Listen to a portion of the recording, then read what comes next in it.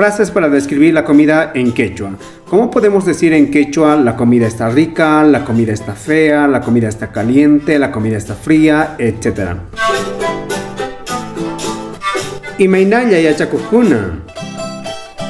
¿Cómo decir la comida está rica? En quechua decimos de la siguiente manera.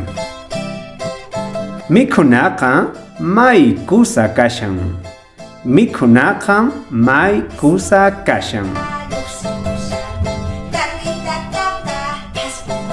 Y no te olvides apoyar a este canal con la compra de este texto, que está a 15 bolivianos y hacemos envíos a todos los departamentos a partir desde una unidad.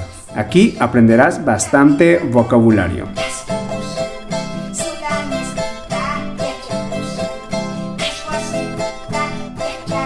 ¿Y cómo decimos la comida está caliente?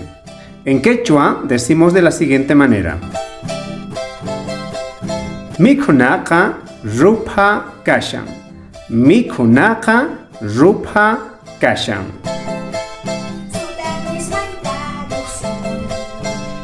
¿Cómo decimos la comida está fea?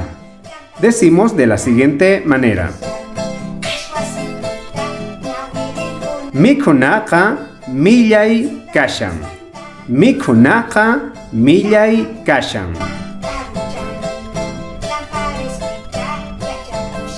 ¿Cómo decimos la comida está fría? Decimos de la siguiente manera. Mikunaka khasa kashan. Mikunaka khasa kashan.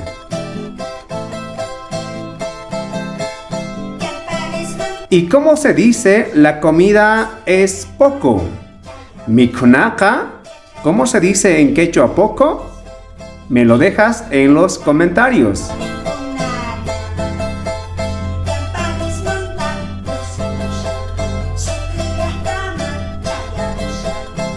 Tinkunakama kachun yachakujuna. Askamaya.